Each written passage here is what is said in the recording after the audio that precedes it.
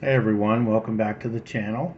We wanted to show our John Marlin Glenfield Model 60. It is in 22 long rifle. It's got the full length barrel and the full length feed tube on it. Show you the markings here on the barrel and what it says. Glenfield Model 60. The Marlin Firearms Company, New Haven, Connecticut. And it takes 22 long rifle only. But this is the infamous Squirrel stock. It's got the acorn leaves up here on the front of the stock. And as you come down, got the buckhorn style sights on that. And it is a silver trigger edition on this one. And it has the little squirrel down here. It has the acorn leaf tail. And he's holding a little acorn, if you can see that. It's not in too bad a condition. I believe this was made in 1979. And what we're going to do today is a little project. Got it sitting up here on the bag so you can see it.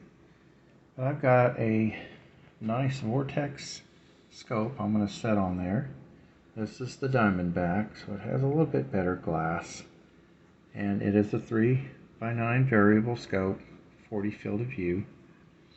And we're going to take that and set it up on here. I got some Redfield scope rings.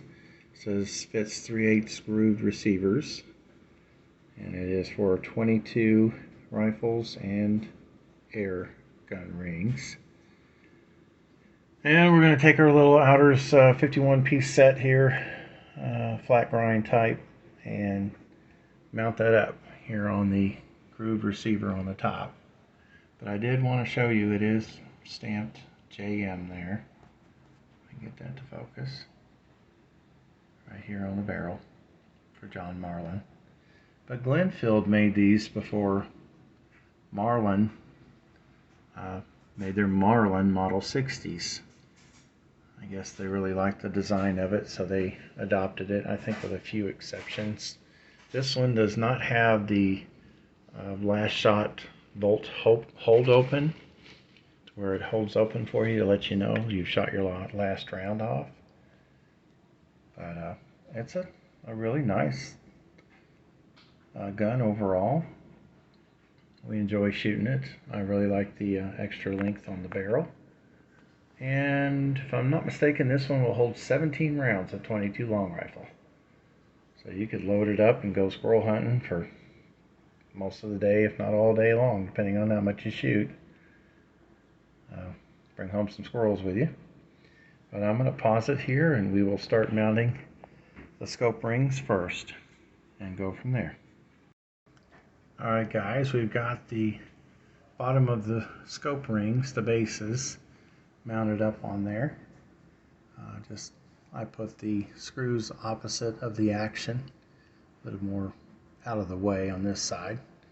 Just hand tighten those and we will set the scope in there. I'm going to have to make sure that it has clearance up in here on the front bell housing and good eye relief overall from the end of the stock where my head lays here, my cheek lays here and sees. I want to make sure I got good eye relief there, and then we will put the top caps back on and Loctite those down. Just use a medium thread locker for that, and we'll get back with you in a minute when I have a little bit more progress. Always make sure you level the scope when you put it up there. Use a little scope level, set it on there, and I use the top cap turret there to make sure that it's level. And you can set it there and position it back or forth. You can put your top caps on just loosely without tightening it all the way down, so you can have that movement and get it adjusted to your eye length, or the length of pull in your eye relief is what I'm saying. Alright, we'll get back with you in a minute. Okay guys, what we've done is we've installed the lower bases. We just laid the caps on, and these are loose. Well, that one was loose. I guess I tightened a little bit too much. But what I've done is I'm moving this scope back to get a good eye relief, and then I'm leveling it. And we downloaded a little program here on her phone, and it will level. It gives you level bubbles, so I can see that the scope here is level once I get it in the position that I'm wanting it in. Yes, this is redneck. Sorry, guys. We just do with what we have. I'll bring it probably back around there. Let's see if I can get the level here. Set it there. Needs to go, I think, a little that way. Not too much. Can you show that level up there? Mm-hmm. You're right in the middle of it. Oh, went too far.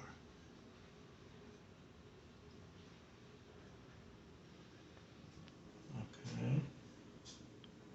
Pretty close. Oh my. This is not level. That's one problem. Yeah. But the back and forth is what I'm trying to show here. Anyway. Alright, that's pretty darn close to being, vertically level. This is tilted off a little bit because of the bags. Can you show the bubble right there in the center? Pretty close. So we will go ahead and see if my eye relief is going to be good. I'm going to take the rifle, hold it to my shoulder, put my cheek rest here on the side of the stock, and comfortably look into it. And I'm seeing more black ring than I like. Let's move my head forward a little bit. Let's see, that's on 3 power. I can focus it later, but I just timed the whole scope, didn't I? I'm going to turn that back a little bit. I wonder if I could bring it to me some more. See if it'll come back. Just a little bit. Alright, we'll get this leveled again here on the table. That looks really darn close here. I did bring it back just a little bit towards me. Alright. See if this shows level. Okay. Get it back just a hair. Alright, we're right in the middle there. That's what I'm going to go with. Show the plumb bob there in the middle. The little bubble. Can you see it? Is it focused? Mm-hmm. Okay. We'll set that off. Every one of you can have a chuckle at how we're doing this. But it works out pretty good. I'm not going polar bear hunting or anything, so it's not that imperative, but I will definitely have the rifle on before hunting squirrels, rabbits, vermin. With this little Vortex Diamondback, it's a pretty decent entry-level scope. What you want to do is you want to get these as even as you can on both sides. This one's obviously higher right now, but I may have to look back over on this side, but you want these perfectly even. The gap in here is what I'm talking about. As best as you can. I'm going to have to come up a little closer. And we'll tighten this down. But go ahead and pause it and we'll check back in a minute. So what we've done is we've placed the scope on here with the top rings loosely bolted in. And then I adjusted it back for my eye relief from putting my shoulder here on the end of the stock, putting my cheek here, and trying to see the full picture inside of here with no black ring. And then once we got that adjusted and we leveled the gun and the scope, then we snug these down evenly. So you try to have an even space between either side here on both sides of the rifle. You can see it there, here, and then up here. So you want to try to get them as even as you can. So you've got proper torque on both sides. Now what we're going to do is I have not tightened the bases down here to the top of the rail.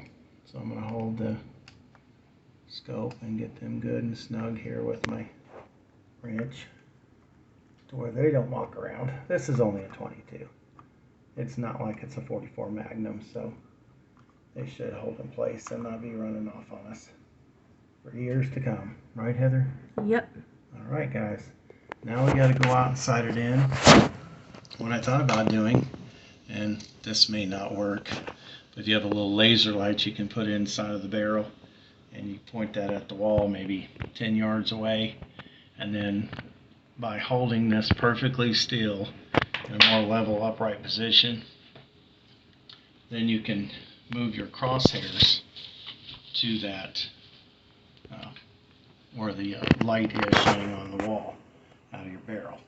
So you'll open this chamber up and you'll stick the light up in there. And normally on most guns and most calibers you can get, I'm not sure if this is even going to fit up in there. I have to finagle with it a little bit. But you can get the laser lights to where you can put a laser light on the wall and you'll actually see it a lot better with the red. And then you adjust your crosshairs to where the bore sight is of the rifle. Now if you have a bolt action rifle or if you have an AR, you can take the bolt out and just look down the barrel on a target at, let's say, 10, 12 yards, and keeping the gun perfectly still, looking down that bore, and it's dead center on the little target. Then you can move your crosshairs just by bringing your face and your eye up here. Move your crosshairs to where this is, you're seeing the center of the target with the crosshairs again. So that will get it real close to the bore where it's going to. So it'll be in parallel line out down through there. And in a few rounds you can fine tune and adjust your scope down. And then it'll be down inside of a, maybe a large grape, hopefully with a 22 long rifle at 40 yards. That way if you're standing underneath a big tree you can shoot that squirrel right in the head. Alright guys, we're going to finish up on this project. We're going to do a little bore sighting. Let you see it being shot.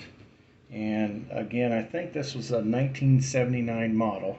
So overall it's not in too bad a shape. I really like the stock on here. I don't know if that's birchwood or what, but it's the infamous squirrel stock. What do you think of it, Heather? I like it. Pretty cool. Mm-hmm. The Diamondback's pretty good glass in there for a moderately inexpensive scope. Alright guys, we'll check back with you.